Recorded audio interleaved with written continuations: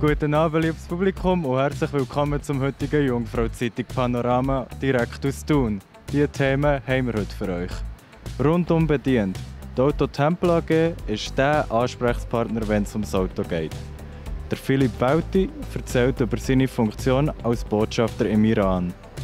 Der Andreas Hirzel vom FC Thun steht wieder im Goal. Was heute sonst noch alles passiert ist, haben wir hier in Kurzzusammenfassung. Für das Cover von seinem neuen Buch reden wir über Politik, wo der ehemalige Kanzler von Österreich ein Original Remo Neuhaus-Foto. Berner Forscher haben ein Werkblatt aus Holz und Carbonfaser entwickelt, das Schwachstrom leitet. Das lässt sich zum Beispiel für die integrierte Beleuchtung von einem Möbelstück verwenden. IGU, Feldhas und Auerhuhn auf der roten Liste. Laut WWF gehören sie zu den besonders gefährdeten Tierarten in der Schweiz. Unter dem Motto «Der Qualitätspartner im Berner Oberland» ist die Auto Tempel AG der Ansprechpartner, wenn es um Mobilität geht. Weil Qualität und Menschlichkeit steht bei ihnen an vorderster Stelle. Wir haben sie im Panorama Center besucht.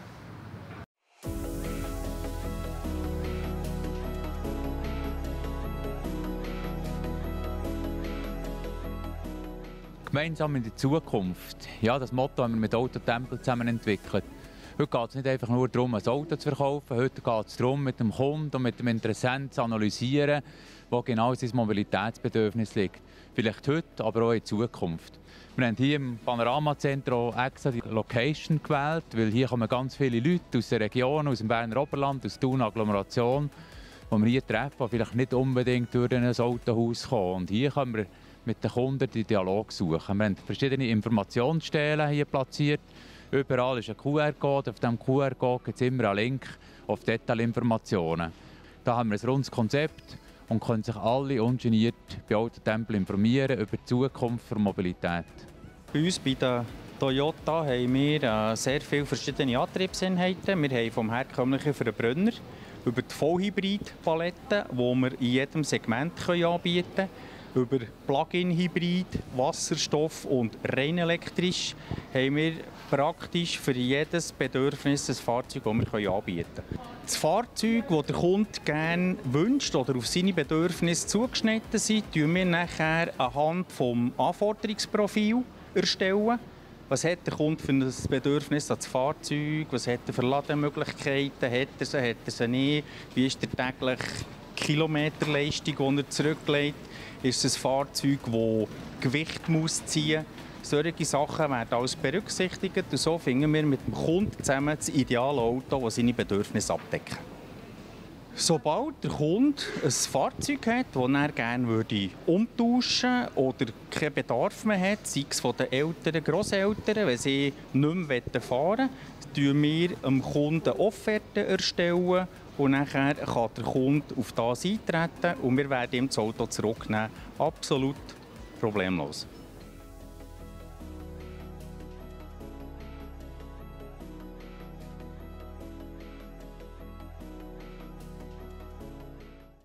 Die Schweiz ist die Schutzmacht der USA.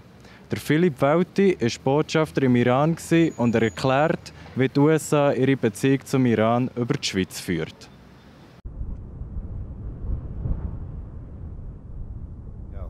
Also, das Ding heißt Schutzmachtmandat. Die Schweiz ist die Schutzmacht der USA in Iran. Das ist eine politisch-diplomatische Angelegenheit mit völkerrechtlichem Hintergrund. Das ist so, weil die Amerikaner die Beziehungen mit der Islamischen Republik Iran abgebrochen haben. Und die Schweiz hat schon vom Zweiten Weltkrieg her eine gewisse, jetzt rein administrativ praktisch, eine gewisse, also eine grosse Erfahrung gehabt, wie man so ein Schutzmachtmandat ausübt. Und wenn man die diplomatischen Beziehungen drin hat im Mandat, wie jetzt im Fall USA im Iran, dann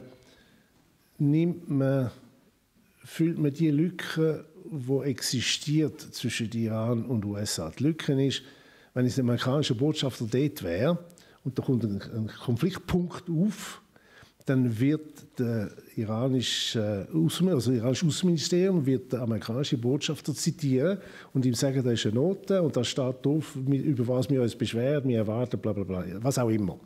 Aber der amerikanische Botschafter gibt es nicht. Also dann wird der Schweizer Botschafter gerufen. Also ich werde gerufen und dann das Schlimmste in Teheran ist der Straßenverkehr. Dann sage ich dem, ja, ich komme sofort. The only thing between you and me is Teheran traffic. As you know, yeah, I know. Und dann fahre ich ab und bin 45 Minuten später auf meinem Außenministerium. Und dann sagt er mir, was die für einen Stiefpunkt haben.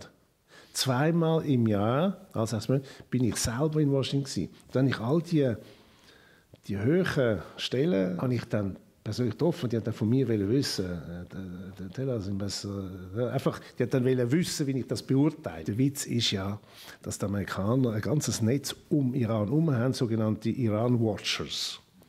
Das heisst, die wissen alles, was passiert im Iran. Aber bei Iran so ein System, also das Volk und Kultur erstens und zweitens das System, also die Islamic Republic of Iran, so komplex und mysteriös sind, unverständlich sind, habe ich dann etwa so eine Frage aus Washington, Mr. Ambassador, gestern hat doch der Rafsanjani das und das gesagt. Die wissen alles, was läuft. Ich muss ihnen nicht mitteilen, wer was gesagt hat. Aber sie sagen, what does it mean? Und da kommt der Mehrwert rein. Aufgrund von einer Verletzung und Operation fällt Nino Ziswiller als Goalie für den FC Thun aus. Glück im Unglück für Andreas Hirzel, der in den letzten Monaten auf der Ersatzbank ist gehockt und somit jetzt seine Position als Goalie wieder wahrnehmen kann. Wieso hast du dich für die Torhüterposition entschieden? Oder wann hast du dich dafür entschieden und ist irgendwie mal eine andere Position auch in Frage für dich? Bei mir gar nicht. Bei mir war von Anfang an klar, ich wollte Goalie werden. Wir haben ein Haus mit einem Garten draussen. Der Vater hat ein Goal gebaut. Und ich bin ins Goal gestanden und die anderen haben geschossen. Also ich habe 3 ältere Brüder, die haben geschossen, ich bin ins Goal gestanden. Und sie waren alle im Fußballverein gewesen, und dann bin ich auch zu meinen Eltern gegangen. Ich wollte auch gerne im Fußballverein und als Goalie. Und bin dann auch gerade das erste Training dort hingegangen, haben sich gerade ins Goal gestellt und nie mehr raus. Ja. Was macht der FC Thun für dich aus?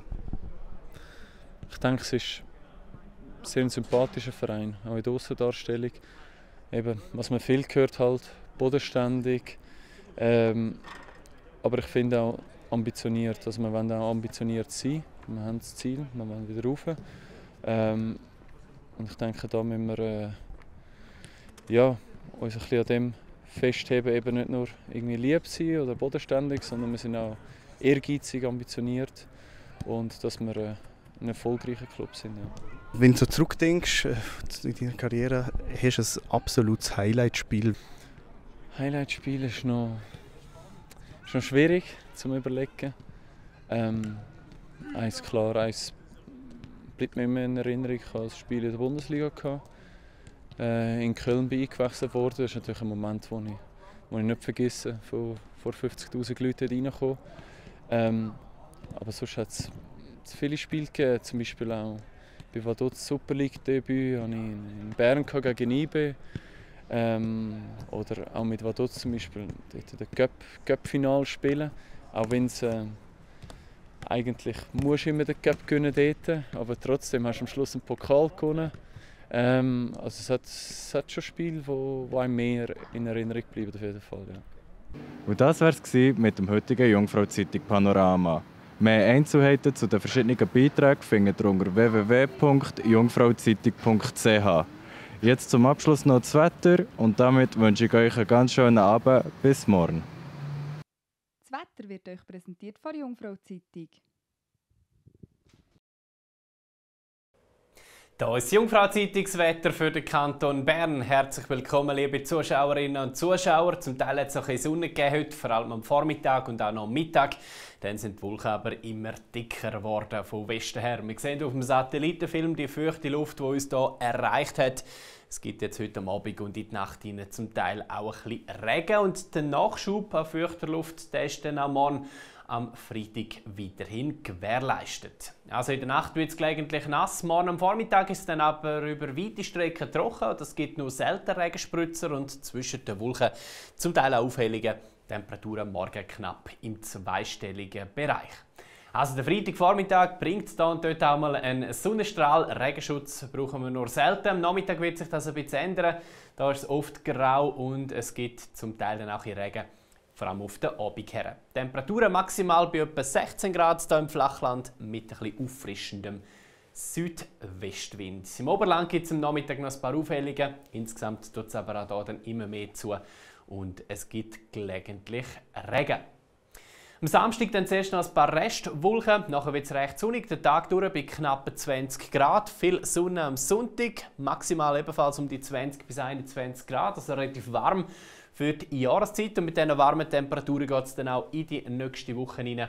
Es ist recht freundlich, abgesehen von ein paar Wolken und am Morgen auch ein Nebel oder Hochnebel. Also es sieht für die nächsten Tage dann nach ziemlich goldigem Oktoberwetter aus. Das war vom Jungfrau Zeitungswetter, meine Damen und Herren. Danke fürs Zuschauen und bis bald.